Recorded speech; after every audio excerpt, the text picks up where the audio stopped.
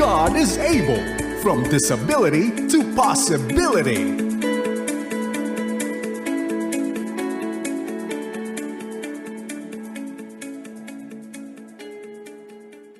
I am able because God is able. I am able because God is I am able because God is I am able. able because God is able. Able Talk. Kaya mo, kaya ko.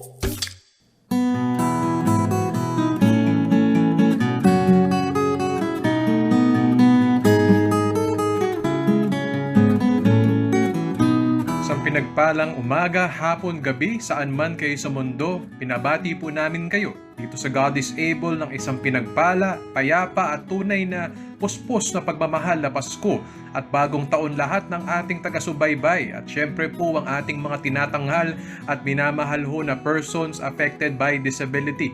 Tayo po ay napapakinggan ngayon sa FEBC Radio TV at napapanood sa Facebook Live at inimbitahan ho namin lahat ng mga nanonood nito live o nakikinig nito live na tayo po ay magkomento sa atin pong Facebook stream ngayong gabi. Tayo rin po ay napapanood sa YouTube channel ng 702 DZAS FEBC Radio TV at sa ating partner television channel ang Channel 185 sa GCTV tuwing alas 9 hanggang alas 10 ng umaga tuwing linggo. Ang God-Disabled po ay miyembro ng kapisanan ng mga broadcaster ng Pilipinas at pwede nyo rin po kami maabot bukod sa Facebook at YouTube sa atin pong smart number. Mag-text po ng inyong mga tanong, komento at mga suwestyon, maging mga pagbati sa 0999-223-5675 sa atin pong Globe number 0916-296-6620. Pwede rin tumawag sa landline, that's 8654-3322 Local 401 at maaring natatanong nyo po para ho sa mga ngayon lang ho natin nakakasama sa programang ito. Ano po ba ang God is Able? Ako po, lalo't magpapasko na po at bagong taon. Ang amin pong misyon ay napakasimple po. Ihatid po, iparamdam at talagang iparanas ang pagmamahal ng Diyos. The love of God extended sa lahat po ng ating pong mga minamahal pinaglilingkurang persons affected by different kinds of disability. At ginagawa natin to sa pamamagitan ng ating church partnerships. We partner with the churches and faith-based groups upang ho ipadaan ho through our partnership ito pong pag-akap ng Diyos, this love of God sa mga persons affected by disability. At isa ho sa atin pong mga ginagawa na talaga hong kinilusan, pinagpala ng Diyos this year, 2021, ay ang atin pong gift of mobility na tayo po ay pumunta sa iba't ibang lugar po, at least sa Luzon, upang po through our church partners ay talagang ho maghanda ho, mag-train, maghanda, mag-equip at talaga ho mag-empower and able po sa ating church partners ho makapag conceptualize at maka-implement na kanilang mga disability ministries. At bahagi po nito po yung atin hong pamimigay ho ng for free ng assistive devices tulad ng wheelchairs, crutches and canes, at binabati po namin ang mga nakatanggap at ang mga pamilya na nakatanggap ng mga regalo ni Lord sa taon na ito para ho sa ating gift of mobility. And of course, habang tayo po ay nananalangin para ho sa pinagpalang 2022, a new year, pinagpe-pray ho ng God is able na manumbalik din at mapagyaman lalo ng ating Diyos, Panginoon, ang ating pong iba't ibang offerings sa God is able. Tulad na lang po ng palatuntunang ito, ang ating pong mga inaantay pinagpe-pray na conferences, mga retreats tulad po ng family retreat at iba't ibang mga seminars. Again, to engage, to equip, enable po with the love of the Lord, the different churches of the Lord Jesus Christ para po angkinin, have ownership at talagang mag-commit sa wonderful, amazing ministry of the Lord Jesus Christ for persons affected by disability. And maybe you're praying as a church, ngayon po magpapasko, you're praying for new eyes of faith patungkol sa paano po kami pwede ho magkaroon ng isang new normal ministry na faithful sa Panginoon. Why don't you also pray that you may also open your eyes of faith to those who are affected by disability, persons, families, and communities around us, and partner with God is able.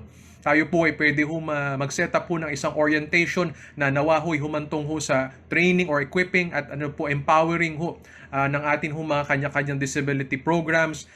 Just set up po a meeting with us. We're more than willing po to meet with you and discuss with you the Lord's heart and vision for disability ministry. Send us a private message sa amin pong Facebook page. At Every year po, for the past, I think, 3 years now, counting, tayo po sa God is Able, we are sharing po before Christmas a Christmas message na handog po ng God is Able para ho sa atin ho mga kaagapay na mga may kapansanan, maging sa ating mga masusugid na takapakinig.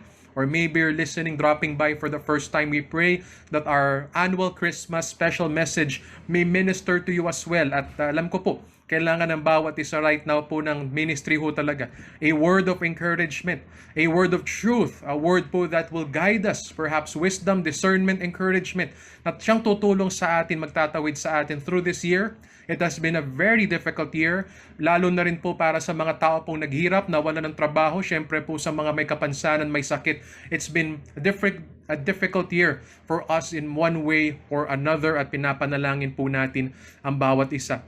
And now more than ever, we need the Lord's word. We need the Lord's counsel. We need the Lord's encouragement.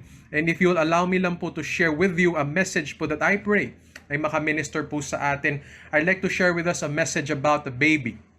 A baby who will be named Jesus, who will be called the Christ, the Messiah of God, who was born on what we believe or what we celebrate as Christmas Day. This Christmas 2021, how are you viewing or seeing things in your life and around you? How are you viewing and seeing the works of God? If at all, the works of God in your life, in the life of your loved ones, family members, in the lives of persons affected by disability. Ano po ang mga nakikita ho natin? Ano po ang mga nararanasan ho natin, nararamdaman natin ho na mga kilos ng Diyos ngayong taon na to at sa darating ho na Pasko 2021? What do you see? Times like this, life under the pandemic and the great difficulty of life even with disability po, it can be hard to see. Mahirap po makita ang mga ginagawa kong mabubuting bagay, mga dakilang bagay ng Diyos sa buhay-buhay po natin. How about this coming Christmas 2021? What would you want to see? Ano po ang iyong idea of, sabi nga ng kanta ho ni Jose Marichan, your idea of a perfect Christmas, the lyrics of the song. Ano po ang pinapanalangin mo bilang taong may kapansanan, bilang nakikinig nito, bilang pamilya, or for us, bilang church as one? What do we want to see from the Lord? What do we want to see God doing, working, moving in and among us? Times like this, it can be very hard. Napakahirap po makita ho ang mga sagot sa panalangin ho natin ng mga dakilat mabubuting pagkilos ng Diyos. Pero bilang panimula ho ng mensaheng ito, allow me to assure you, God is still God. God is still our awesome, holy, sovereign God. And God is our good God. He is like a good father, and like fathers on Christmas. I know, hardworking fathers, masaludo ho tayo po sa mga masisipag ho natin po mga nanay at tatay. Like a good father, like a good parent, like someone who takes care of someone with disability, God gives good gifts for His children. Nagbibigay ho ng Diyos ng mga mabubuti, in fact, perpekto ho ng mga regalo sa kanyang mga minamahal na anak. And siguro nasa sa atin po, with the eyes of faith, let us have eyes of faith to once more see, and for many among us this Christmas, receive. And for us who have already received, to once more appreciate the gift of God. That gift of God we have already. And that came in the person of a human being, in a form of a baby born on Christmas Day, as we say. And that is the encouragement we at God is Able would like to leave with us. Ito po ang amin pong nais pong ibahagi sa atin ngayon pong Christmas special. Matuto ho tayo pong tumingin ulit, makita ulit natin po ang Diyos, ang mga mabubuti at dakilang ginagawa at pagkilos ng Diyos sa buhay natin. At minsan po kinakailangan natin bumalik ho sa una kong larawan ng Pasko, makita ulit natin ang sanggol sa sabsaban. Let us once more look to the baby who will become Jesus the Christ, our Lord and Savior, the greatest gift of God, the greatest movement of God in our lives now and to forever. Indeed, when we look to the baby, when we look with the eyes of faith to Jesus, tingin tayo kay Kristo. Nawa sumaatin ang glory ng Diyos, matikman natin, maranasan natin, maibahagi natin ang glory ng Diyos sa buhay natin. Even as persons living with a disability, and may the peace of God indeed be upon us all. And I'll take our passage today from Luke chapter 2 and verses 12 to the following. To verse 14 in particular, allow me to read with you, basahin ko lamang po sa wikang Ingles. And this will be a sign for you, you will find a baby wrapped in cloths and lying in a manger. Muli po ang pahayag.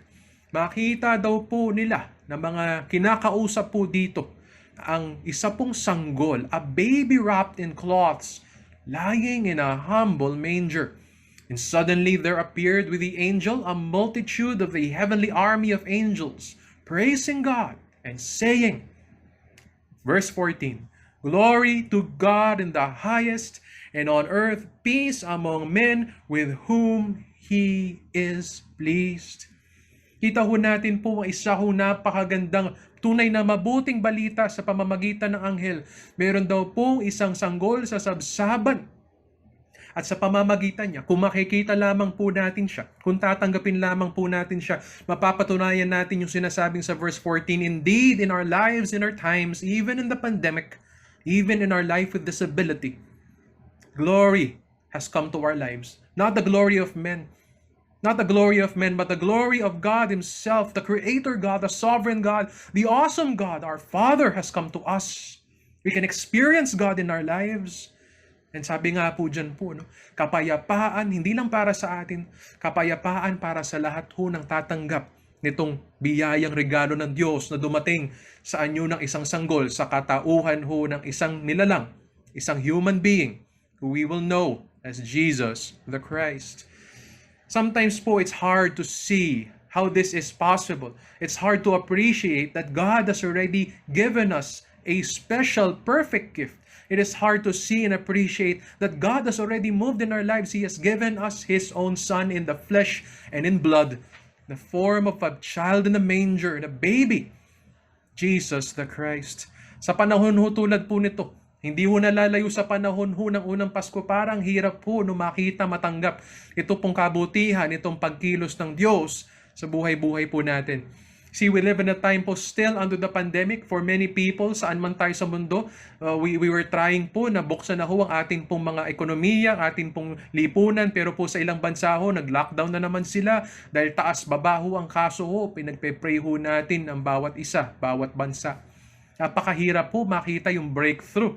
Maging ho sa bakuna, anuman pong mga development sa paggamot, pinapanalangin ho natin po ang agaran pong lunas at epektibo at ligtas na lunas at vaksinasyon sa COVID-19, bakuna sa COVID-19. Pero ang hirap po, marami pa ring uncertainty na bumabalot ho sa mga bagay na ito't kinakailangan pa ho natin mag-aral, magantay at magkaisa sa mga mabubuting polisiya ho ng health experts at ng gobyerno ho natin.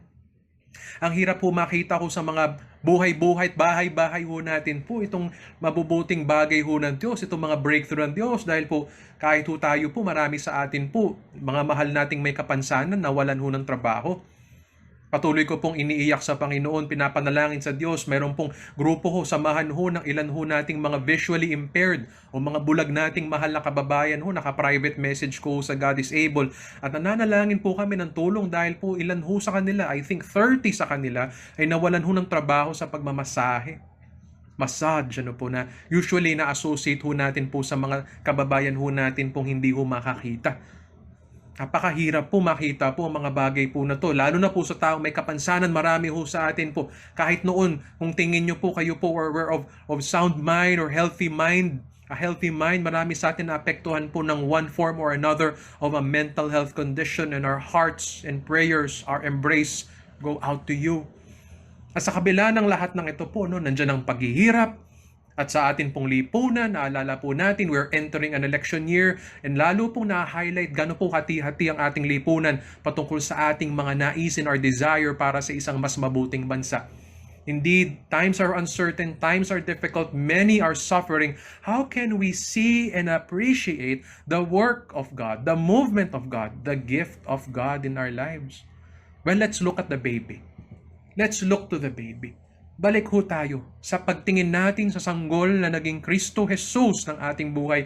Balik ho tayo sa sanggol sa sabsaban sa Luke chapter 2 and elsewhere in the Gospels. And there find God is God. God is worked. God is moving, and God has given us the greatest gift.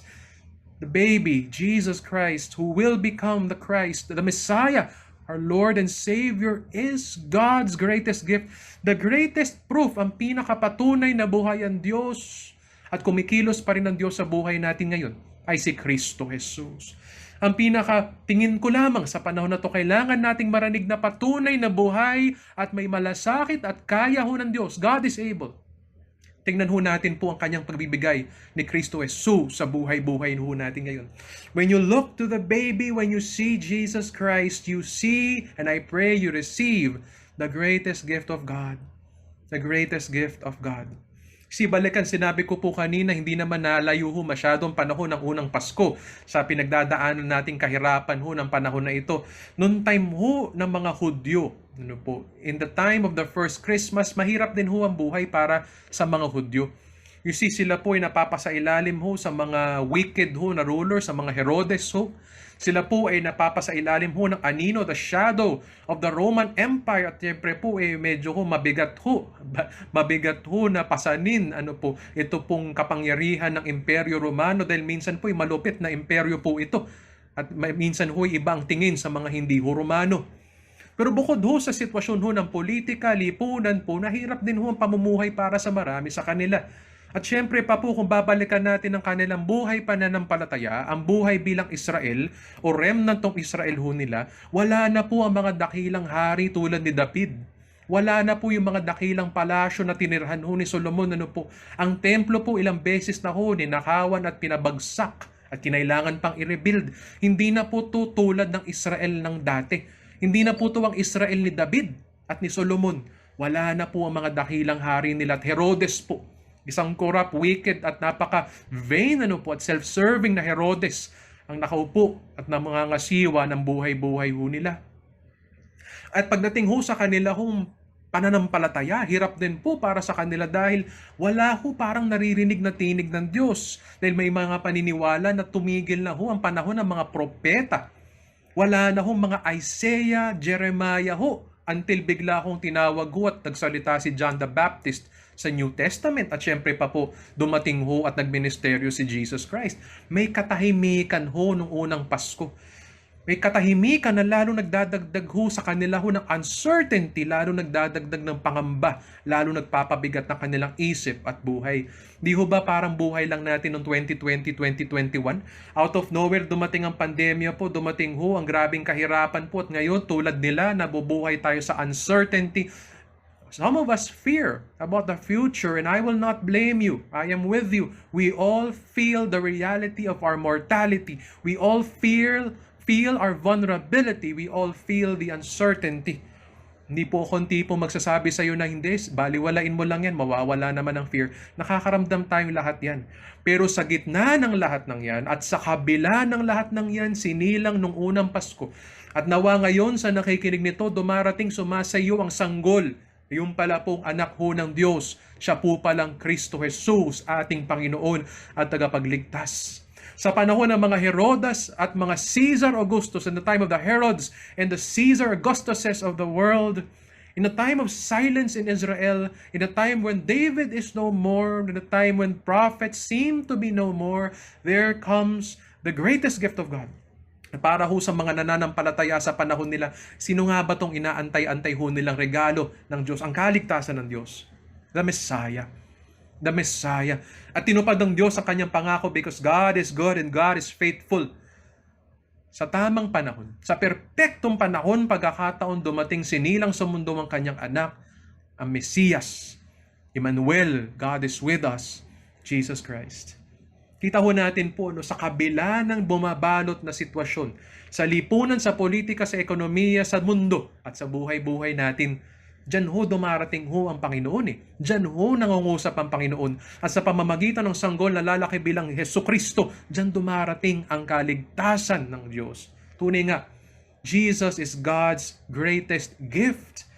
For through Jesus the Messiah, salvation is possible. If you will receive Jesus Christ as your Lord and Savior, yes, this baby will be born and will become a man in the flesh, and this man will change the world. He will die on a cross and pay for our sins. He will give us the light of God. He will give us eternal life. If you believe in these things in your life, then yun po naging posible na matanggap mo ang dakilang regalo ng Diyos sa buhay mo po. When we look to the baby, pag tumingin tayo kay Jesus Christ, that baby born in the manger, number one ho, let us remember that we are actually putting faith in God's heart. Pag tumingin ka ulit sa sanggol at nagbigay ka na ho ng pananampalataya mo kay Jesus Christ, nakikita mo po at nananampalataya ka po sa puso ng Diyos. Na ang Diyos po pala ay may kabutihan, perpektong kabutihan tungo sa atin. Ang Diyos po pala ay may malasakit para sa mga tulad natin. And I don't know you who's listening right now, hindi ko po alam gaano kabigat o dilim ang pinagdadaanan mo, pero ang liwanag ho ng Diyos ay tatago sa anumang dilim at magpapagaan ng anumang bigat. At dadalhin ho niya ang kanyang presensya. Yan ho ang puso ng Diyos. Ililigtas niya ho tayo. Yan ang puso ng Diyos. When we look to Jesus, we know that God saves and God is good. And is faithful to His goodness. When we look to the baby, the one who will become Jesus the Christ, we put faith in God's ways. Kasama ho ng pananampalataya sa kababuting puso ng Diyos, ang ating pananampalataya sa kaparaanan ng Diyos. Yan po'y bagay po na didiinan ko maya-maya lamang sa ikalawang punto ho natin. Na marami hong para-paraan ng Diyos. Minsan lang ho hindi natin napapansin sa buhay natin. Minsan ho nahihirapan lang tayo ma-appreciate ito. Bigyan ko lamang po kayo ng kontrobersyal na suwestyon. Siguro po ang pandemya ho. Hindi sa pinagdiriwang natin masalimuot ang pandemya. Ngunit po ganun ang Diyos. Ginagamit niya ang pandemya upang ipakilala niya ang sarili niya sa atin. Isa pa ho siguro ho mabigat ho pakinggan minsan ho hindi ko po sinasabi to para ho pagaanin lang basta ang loob mo, pero sinasabi ko po posible po kapatid, kaibigan ng iyong kapansanan, ang kapansanan na pinagdadaanan ho natin, pareho lang naman tayo na may karanasan direkta sa kapansanan ay ginagamit ng Diyos upang maramdaman mo gaano kanya kamahal, kung gaano siya ang iyong buhay at yung tunay na pag-asa sa buhay. Kaparaanan niya ng Diyos And thirdly, when we look to the baby, we put faith in the power of God. Ito po isang bagay na napakahirap po na makita. Nasaan ang kapangyarihan ng Diyos? Umiiyak tayo sa panalangin. Panginoon, ipakita mo naman, paranas mo naman ang iyong kapangyarihan. Tulad nung panahon ni Moses, nung hinati mo yung Red Sea, tulad nung panahon ni Jesus Christ, pinagaling mo ang mga may sakit, may kapansanan nung nandito pa siya sa lupa. Panginoon, paano naman kami? Nasa naman ang iyong tugon? Pakita mo naman ang iyong kapangyarihan. Pero kapatid, balik ka kay Jesus Christ. Balik ka sa posibilidad ng isang sanggol ay lalaki bilang isang mama isang taong nilalang, tulad natin, flesh and blood, but also the Son of God. Ay kaya kong baguhin ang mundo, kasaysayan at pwede baguhin ang buhay-buhay natin. Bigyan tayo ng pag-asa ng Diyos sa pamamagitan ng isang Kristo Jesus na nagbigay ng sarili sa atin. Yan ang kapangyarihan ng Diyos. Tunay nga masabi natin that with God, nothing is impossible.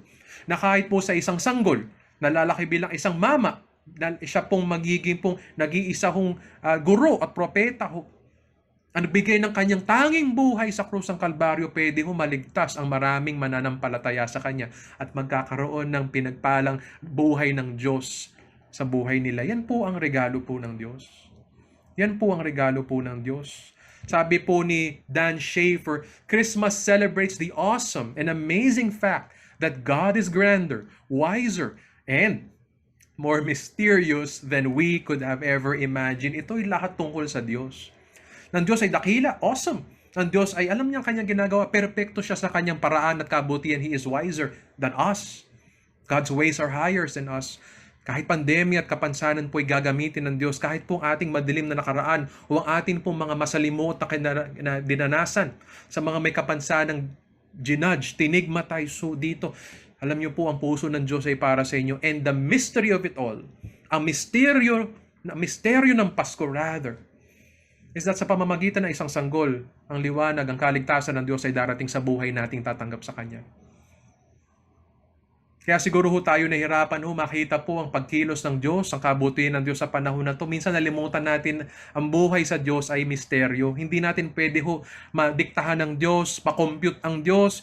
Hindi ba step by step ang Diyos? Minsan panananalangin tayo, meron tayo pong nais mangyari. May expectation tayo, napakadetalyado. Lord, nagpe-pray ako, itong gagawin mo this 2022 sa bagong taon namin ha.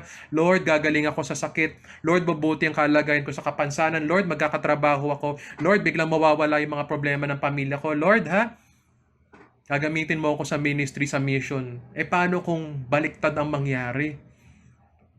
Kung tayo aasa at mag-expect sa Diyos, huwag sa atin pong nais o sa atin pong ideya lamang ng Diyos.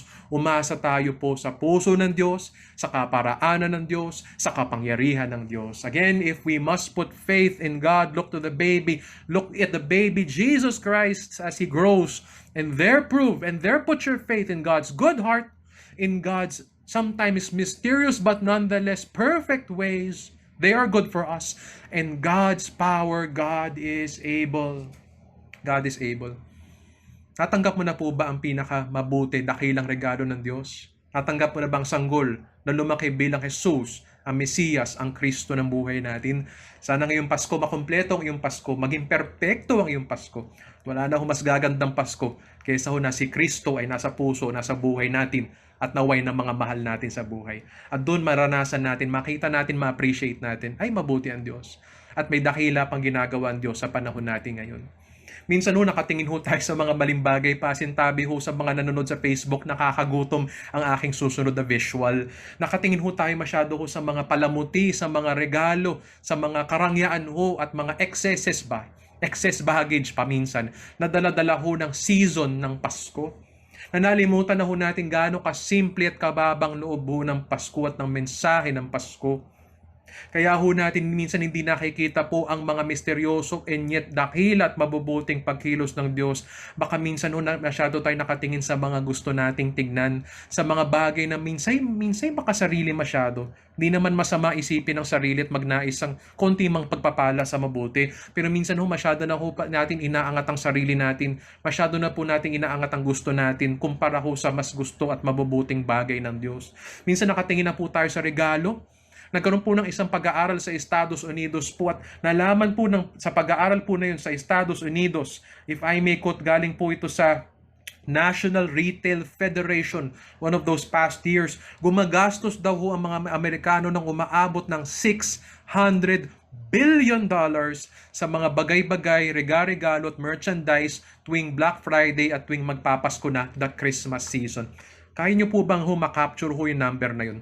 $600 plus billion sa mga bagay ng mundo.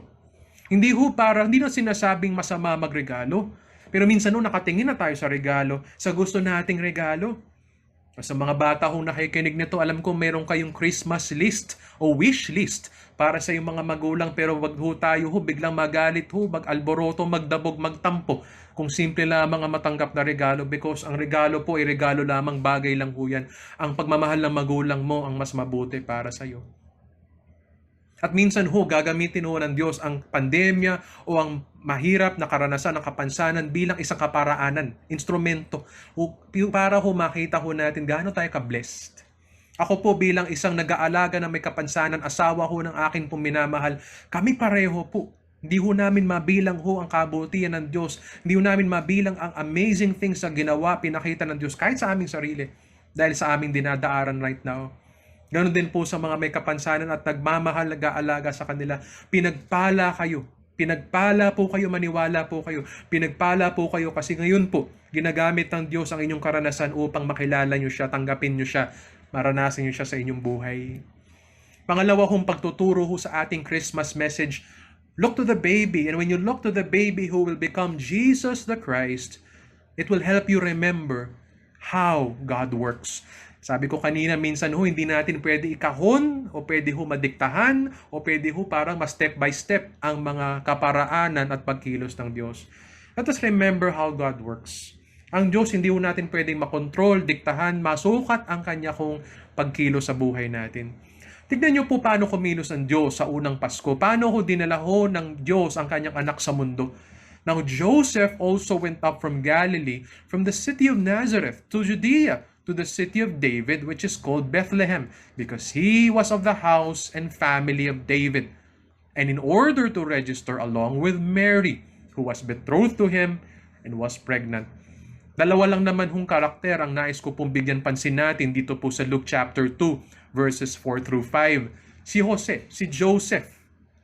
Siya nanggaling sa Galilea, siya galing sa pamilya ni David, at siya nagbalik sa Bethlehem, At ang kanyang kasama si Maria, na siya nagdadalang tao, laman-laman by virgin anointing. Ito baby Jesus who will become the Christ.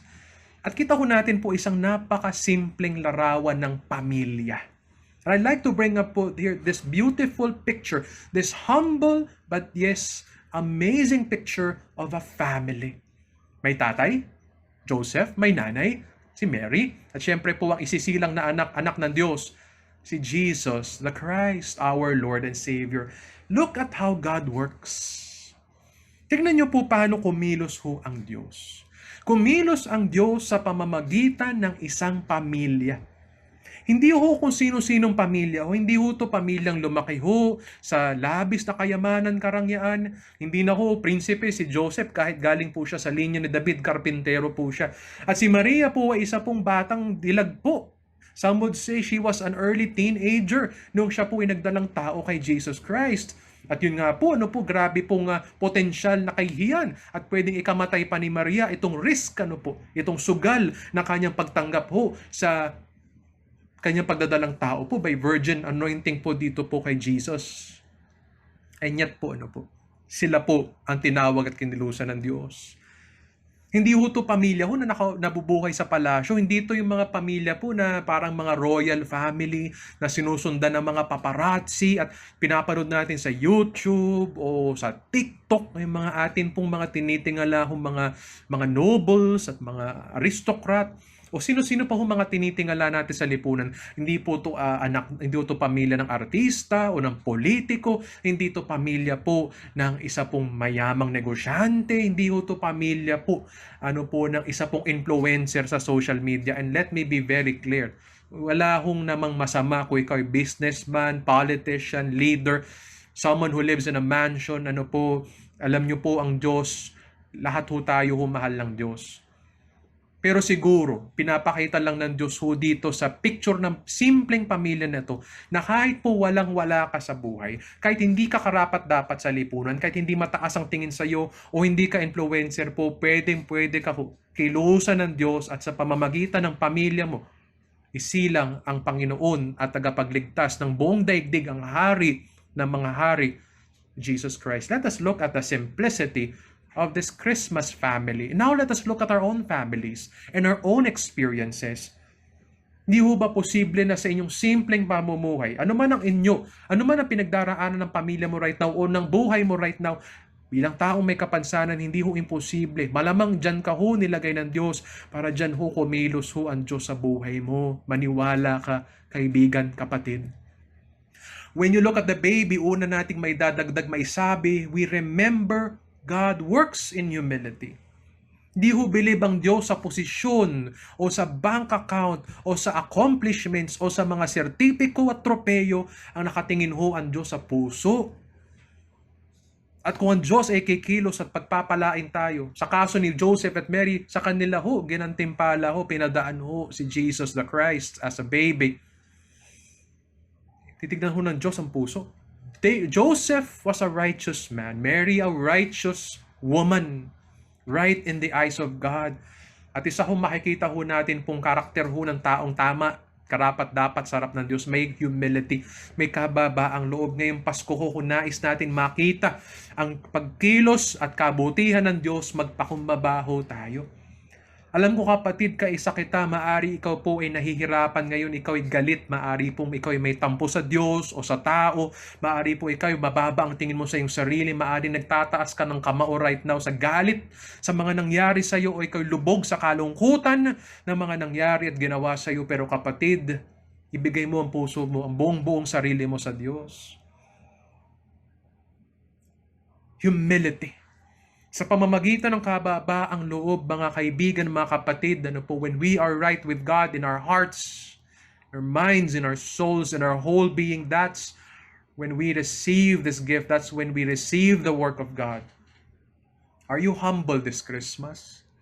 Hindi ito yung nagpapaka-humble ho na, sige, papaka-humble kami, kakain na lang kami ng konting pansit, kakain kami para sa Noche Buena namin ng mga kakanin as ipopost namin sa social media. We're having a humble o minimalist Christmas Noche Buena. Hindi ho to pakitang tao. Kamusta puso mo ngayon? Alam ko nahirapan ka, galit ka, sa kayong kalagayang may kapansanan. A lot of our people we love who are affected by disability, they are frustrated with what's happening and they're so sad. They're so sad. But may this draw us nearer to God. Just to search and trust His heart. Pangalawa po, when we remember God, when we see Jesus, we remember God blesses us in the midst of poverty. Tapat ho ang Diyos, siya po ay nagbibigay sa gitna ng kahirapan. Tapat ho ang Diyos sa kanyang mga minamahal. At may awa siya sa mga tao, kahit sa mga taong hindi kumikilala sa kanya, may awa ang Diyos. Binubuhay pa niya. Binibigyan pa niya ng bagong araw. Kung ikaw ay nabubuhay sa araw na to at sa mga darating na araw, magdiriwang ka ng Pasko at sa darating na linggo, makikipag New Year celebration ka, kapatid, labis ang pagpapala ng Diyos sa iyo. Oo, kapos ang marami sa atin, pero may hininga tayo, may pamilya tayo, may kalakasan tayo. Nandito po ang pagmamahal ng church. Nandito kami sa God is Able para sa iyo. Marami kang pwedeng ipagpasalamat ho sa Diyos. At umasa ka na ang tulong ng Diyos ay mararanasan natin sa gitna ng ating kahirapan. Para ho sa tao pong may kapansanan at nag-aalaga ng may kapansanan, alam ho natin ito. Alam natin tong karanasan po na ito. Na kung kailan ho kailangan natin ng tulong. Kasi hirap na ho tayo sa mga nararamdaman, sa mga sintomas ng ating kalagayan, mananalangin tayo sa Diyos. At para baga may kagaangang dumarating. O biglang may kumakatok na tulong sa iyo.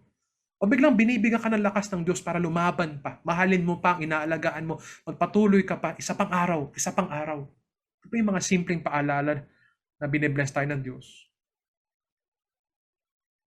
Naalala ko po ang kwento po na itinampok ko natin this year sa atin hong Able Talk sa God is Able, si Ate Kay. Naalala niyo po si Ate Kay. Siya pong tao po may kapansanan po at sumabay sa kanyang kapansanan. Kinuwento po niya, siya po ay nagkaroon po ng matindihong sakit.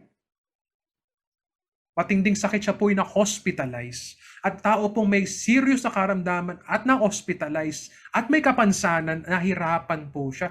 Pero grabe po ang kapatid nating si Kay. Number one ho, puno ho siya ng humility. Hindi ho siya nag-away ho ng doktor o ng nurse kahit hindi siya maintindihan dahil po may kailangan, hindi ho naman lahat ng nurses at doctors ay maaaring makipag-communicate sa may kapansanan. Napaka-humble lang po si Kay. At hinang-hina na po siya, pero po nanalangin ho siya sa Diyos. At patuloy ho siya nagpakita ng kagandaang loob. Ano ginawa ng Diyos?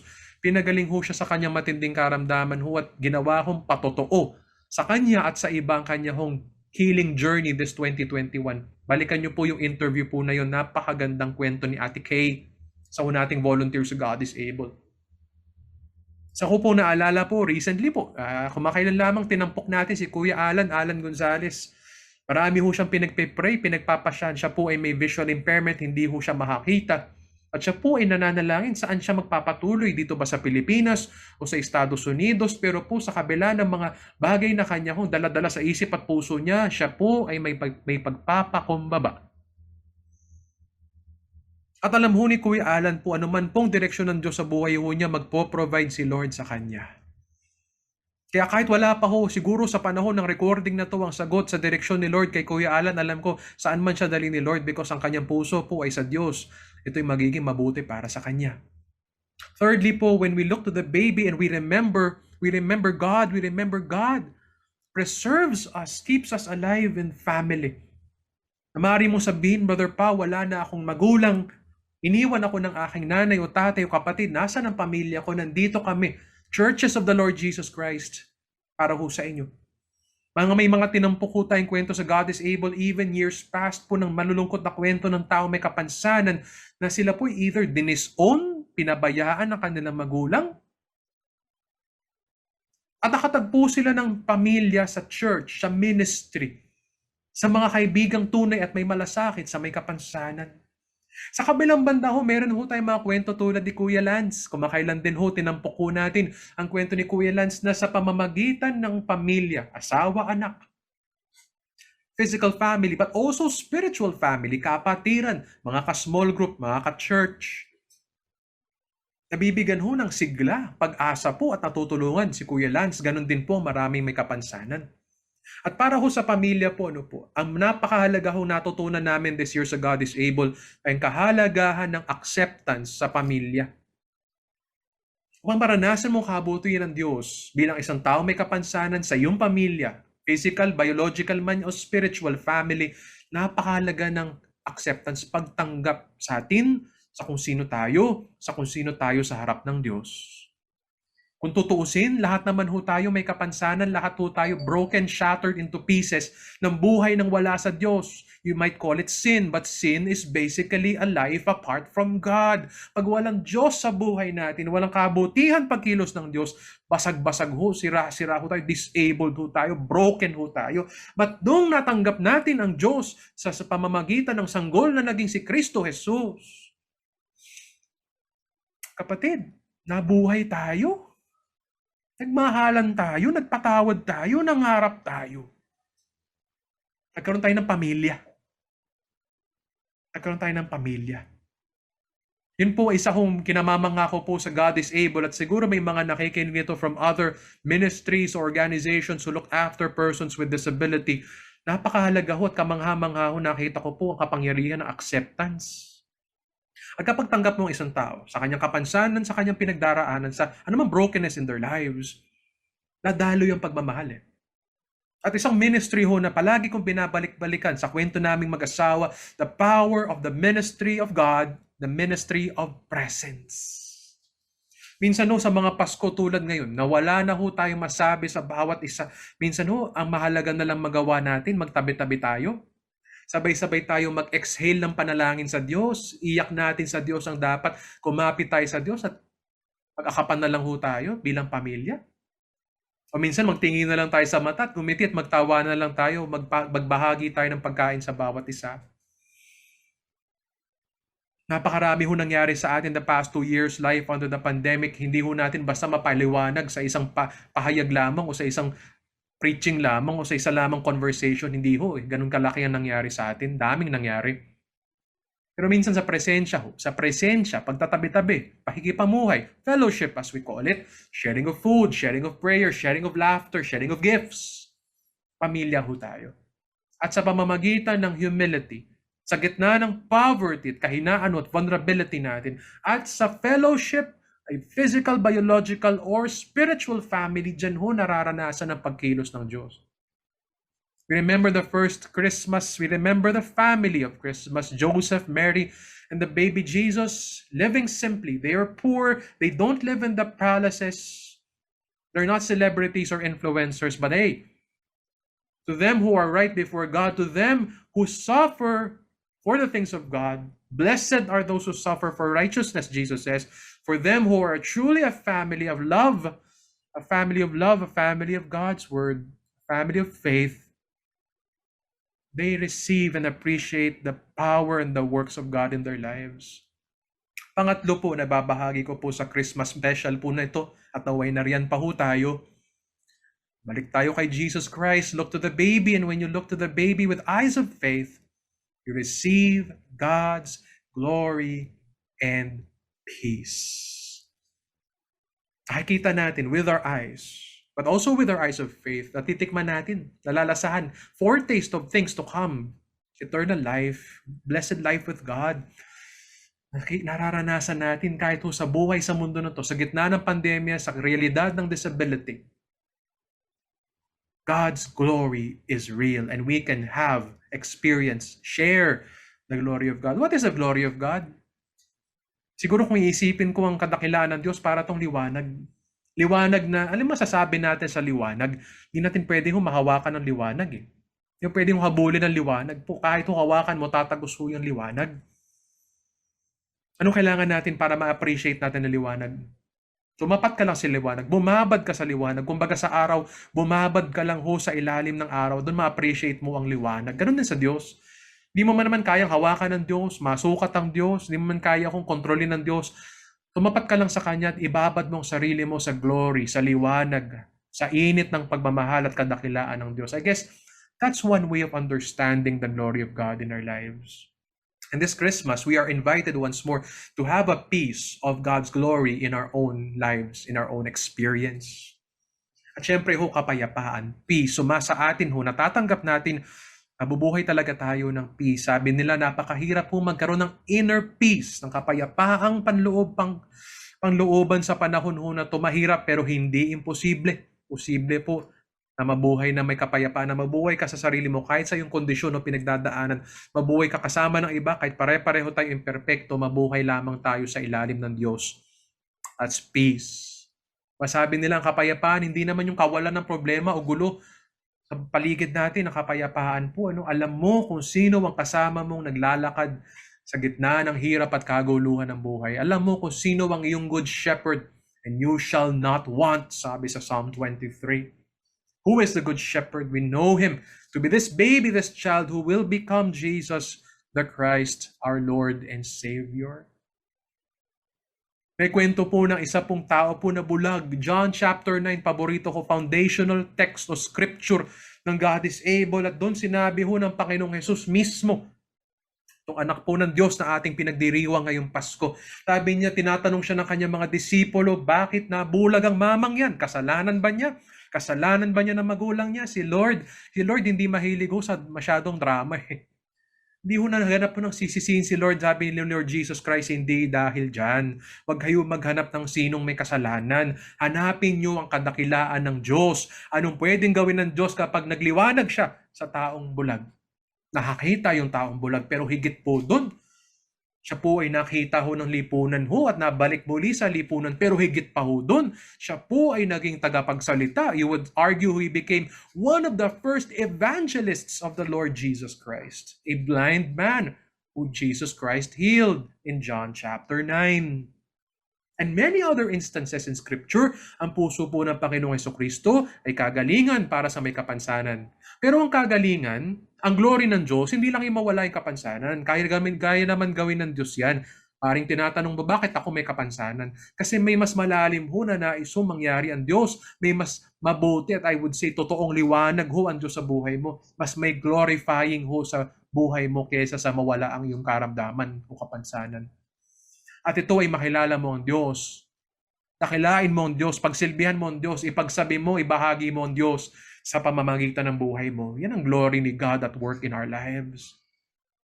Kung wala po kaming karanasan ng kapansanan ng aking misis, hindi po ako mauuwi sa God is able. Palagi po ako nakahumble ng katotohanan na ako po, hindi ho tayo magkakasama mga kaagapay ngayong araw na to at mga nakaraang taon at sa hinaharap kung hindi ho kami at tayo pinadaan ng Diyos sa ganitong disability experience. But dahil dyan, magkasama ho tayo sa God is able. Pare-pareho natin pinagsasaluhan po ang glory ni Lord. Ang kadakilaan po at kabutihan ng Diyos sa pamamagitan ho ng ministeryong to. At syempre po, kapayapaan. Mahirap mabuhay na walang kapayapaan. Sabi ko nga kanina, kapayapaan, mabuhay ka kung sino ka, tanggapin mo ang sarili mo, tanggapin mo ang karamdaman, kondisyon mo, tanggapin mo kung sino ka sa harap ng iba at sa harap ng Diyos. Higit sa lahat, sino ka sa harap ng Diyos. Balik-balikan mo po, sino ka sa harap ng Diyos. At mabuhay ka po na make acceptance, may love at galing po doon may peace. Ngayong Pasko sana sa mga darating na taon ng buhay mo. Sabi po sa verse 14 ng Luke chapter 2, pag nakita mo na yung baby wrapped in cloths and lying in a manger, sabi ng angel, pag tinanggap natin ang kapahayagan po ni Kristo Jesus, verse 14, magiging totoo sa atin. Masabi natin, glory to God in the highest. At tunay nga tayo pong peace, tayo pong people on earth will have peace because God is pleased with us, with our eyes of faith, with our having Jesus Christ, the greatest gift of God, God's work in our lives, as our Lord and Savior, the glory of God, Emmanuel, God is with us, the peace of God in our lives. Meron po isang tao po na pinanganak po noon, around the 1700s po siya nabuhay, kung di po nagkakamali. At siya po pinanganak po na mahina po ang kanyang pangangatawan. Mahina po ang kanyang pangangatawan, marami siyang hindi magawa. You can say he is also disabled because marami siyang hindi magawa na gusto niya gawin. Pero sa awa ng Diyos, siya po ay nakakilala kay Jesus Christ sa sanggol na ito bilang kanyang personal na Panginoon na tagapagligtas. At siya po ay naging isang pastor. Isang pastor ho, nagpreach ho, nagpahayag ho ng salita ng Diyos, sumulat ng maraming awit, mga himno na papuri sa Diyos. Minsan daw po isang araw po, labis ho nalungkot itong pastor ho na ito. Hindi lamang ho sa kanyang kondisyon kundi dahil po hindi ho niya nagugustuhan ho yung mga nasusulat na awit, na mga himno sa paligid ho niya sa kanyang panahon. Ano po? Siya po nalulungkot ho nung panahon ho na yan. Sabi ho niya po ang mga teksto po, mga himno ng kanyang panahon ay harsh at uncouth. Yun po ang adjectives na ginamit sa kwento po na ito. Hinamon ho siya, Pastor, kung di mo nagugustuhan ng mga himno ng panahon mo, sumulat ka. Sumulat ka. At sumulat po itong mama po na to, itong pastor ho na to, ng maraming himno, around 600 hymns. All in all, maybe even more. At isang himno, isang awit pong kanyang sinulat na siya pong naging parte na ho ng identity ng pagdiriwang ng Pasko mula ho noon hanggang sa panahon ngayon. Kasi ang pangalan po ng pastor na ito na dating sinilang ho na isang mahinang bata, lumaking mahina at may kapansanan in some ways, ay si Isaac Watts. At ano po ang awit ho na inakda ni Isaac Watts na siyang kabahagi na ho ng bawat pagdiriwang ng Pasko. Pinakamadaling kang kantahan sa Christmas contest. Pag meron po kayong Christmas contest sa inyong opisina, sa inyong church, isa to sa mga unang kinakanta kasi sobrang pamilyar, alam na natin to, alam na this. Inakda ho ni Isaac Watts, this pastor, this weak-bodied person who became a pastor but became a hymn writer of the Lord. He wrote the song, Joy to the World, the Lord is come. I think that is someone po who lives with the glory of God in their hearts, in their minds, in their songs, but also the peace of God in their lives. Christ alone, sabi ni Billy Graham, Christ alone can bring lasting peace, peace with God, peace among men and nations, and peace within our hearts. Let's have the glory of God. Let's have God's peace. And you find that in the manger. You find that in the child, the baby, who will become a man who will become a teacher, a prophet, but much more than just a man. He is the Son of God. He will give himself on the cross, pay for our sins, our darkness, our weakness, our pains, our suffering, and will give us eternal life if we just believe in him and his name above every names, Jesus the Christ. Yun po ang atin pong simple paalala sa bawat isa, mga kaagapay, mga mahal nating may kapansanan, mga nag-aalaga sa kanila, mga kaibigan natin, mga masugid na tagapakinig ng God is Able ngayong Pasko. Balik tayo. Tignan ulit natin. I-appreciate ulit natin ang sanggol na pinanganak na sabsaban ng unang Pasko. Ang mensahe, ang diwa, ang persona ng Pasko, Jesus Christ. Hindi ho si Santa Claus. Hindi ho tayo. Hindi ho gawa ng tao. Hindi ho yung mga iniidolo ng tao. Hindi ho yung mga iniidolo natin sa lipunan. Tumingin ho tayo po kay Kristo Jesus. Kay Kristo Jesus. At kapag tumingin tayo na may pananampalataya, tinanggap natin siya, masabi natin ho, God is good. God is great at siya po ay gumawa ng mabuti at dakilang bagay sa buhay natin. Maalala natin paano kumilos ang Diyos. Ay nga pala, kahit sa pamamagitan ng kahirapan, kapansanan, kahit sa pandemya, kung may kilos ang Diyos at may ginagawang mabuting bagay, kailangan ko lang paniwalaan, panghawakan sa buhay. At pangatlo po, sinabi ho natin, sa tao pong tunay na nakakita sa sanggol na nanampalataya kay Kristo Jesus, sa Kanya, ang glory ng Diyos. Masabi ho niyang nakita niya ang liwanag ng Diyos. Siya po'y nabubuhay na para sa Diyos. At anumang mangyari, tunay nga may kapayapaan siya ng Diyos. Ngayon, magpasawalang hanggan.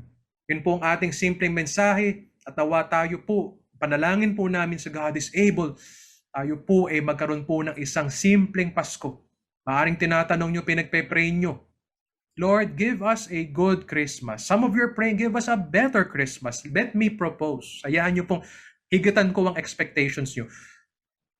The perfect Christmas. What is the perfect Christmas? Mga kaibigan, mga kapatid, the perfect Christmas, the bestest of best Christmas is where you have Jesus in your lives. Can be any year, any season, no matter the person. If that person has Jesus Christ, that is person living their best life, and they have the best, perfect Christmas. Ang perpektong Pasko, pinakamabuting Pasko, ay ang Pasko kung saan nasa atin si Kristo Jesus. At kasama natin ang Diyos. Nawa, maisip mo rin, mapanalangin mo rin pagkatapos sa mensaheng ito, paano ko may babahagi sa iba itong mabuting Pasko? Nawa, paano ko may babahagi sa mga mahal nating kababayang may kapansanan? Na minsan naiiwan sa panahon ng pandemya ngayon ang kabutihan ng Diyos na aking natanggap sa pamamagitan ni Jesus Christ. Muli po kami ang God is Able bumabati ho ng isang pinagpala ho na Pasko at bagong taon sa bawat isa.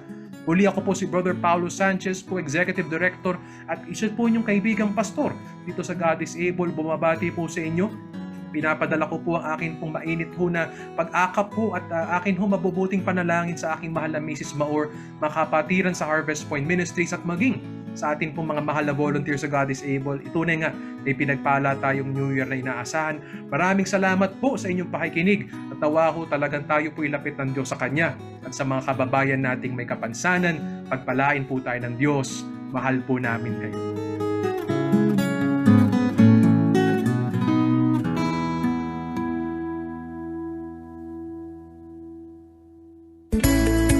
God is able. From disability to possibility.